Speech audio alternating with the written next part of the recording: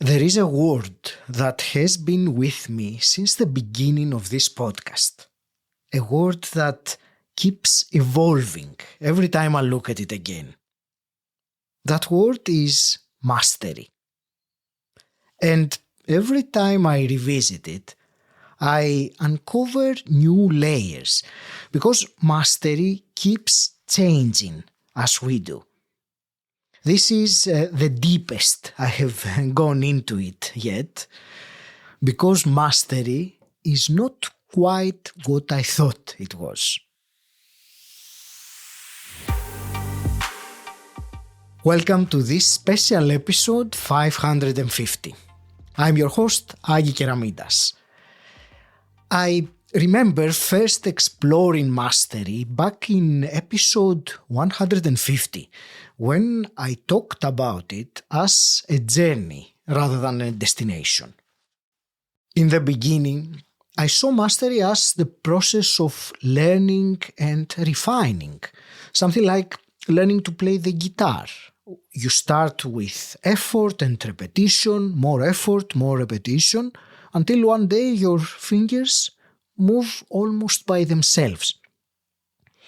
That's external mastery, the kind that eventually becomes effortless. But self-mastery is different. It cannot become automatic because it requires constant awareness. Since those early reflections, I have had the privilege of speaking with people who embody mastery in different ways. And their wisdom reshaped how I see this journey today. And that's what personal development does. It reshapes us. And here we are now at episode 550, after hundreds of conversations and many hours of reflection. My understanding of mastery keeps evolving. It continues to reveal new layers. It's a living process, and the more I explore it, the more I realize that it's not about perfection, but about integration. Mastery is not something we get to. It's something we live into.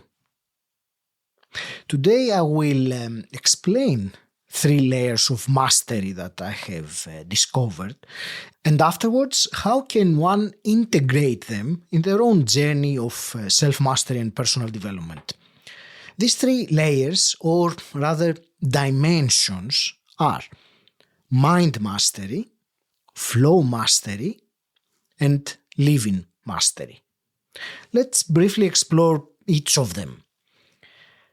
The first dimension of mastery I would like to explore is mind mastery, or more specifically, inner governance, the ability to govern yourself from within. It's about observing your perceptions and your emotions and acting from awareness rather than impulse. You see, there is a moment, a split of a second, between the stimulus and our response. When we learn to pause before reacting, we take back our inner authority. We become reflective, not reactive. We stop being ruled by external circumstances or emotional waves, and we become the conscious observer, able to choose our responses. So this is the first dimension and foundation of self-mastery. Mastery of the mind. That's where it all starts. And once we begin mastering our mind, we open the door to mastering how we move through life. And that's what I mean by flow mastery, the second dimension.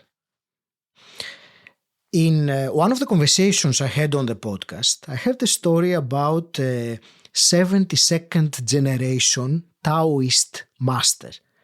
He described life mastery as doing the least necessary to achieve the desired effect. The least necessary to achieve the desired effect. He said it's about not interfering with a natural flow, to sense when to act and when to wait. And that's a kind of a wisdom, knowing when to step in and when to stay still. We tend to think that mastery is about control. But mastery often looks like ease.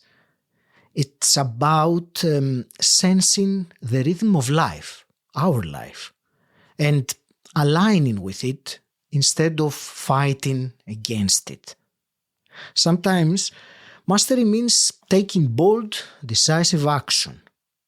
Other times it means stepping back, waiting, trusting. So that's what I mean by flow mastery, the art of acting with precision, knowing when to move and when to let things move you. And let's not confuse this with passivity, because it's not. It's about engaging without resistance, about cooperating with life rather than trying to control it. Flow mastery reminds us that sometimes doing less allows more to unfold. The third aspect of mastery I will explore with you is living mastery. As you know, life is unpredictable. It almost never unfolds exactly as we planned. So mastery is not about certainty. It's about who we choose to be in the middle of uncertainty. You know, the journey of me deciding to stop my dental career and focus fully on my coaching and this podcast created uncertainty. And I will talk more about this transition in a future episode. But what I have realized is that mastery is choosing who I am in the middle of uncertainty. Because mastery of life means embracing change, allowing mistakes, beginning again. And it also means being compassionate with ourselves when things don't go as expected, yet still choosing consciously, again and again. As I reflect on these aspects of mastery, the mind, the flow, the way we live, I can see how they don't stand separate from each other. They are interconnected. And when I look at all these aspects together, mastery starts to look like alignment, awareness of the mind, flowing with life, authenticity of being. When these align, mastery is not something one pursues. It's something one embodies. It becomes a way of walking through life. As you know, I like to give through the podcast actionable insights, something practical for you to implement. So if I were to distill this into a practice, I would offer 3 simple invitations. The first, pause before reacting. Catch yourself. Take a breath.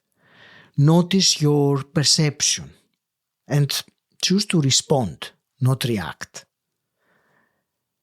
If you don't manage to do this when it was happening, but you realize it later when you reflect, well done, because you are one step closer. Keep going.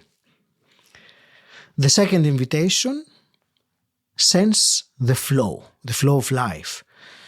Feel when to push and when to step back, Let life guide the rhythm.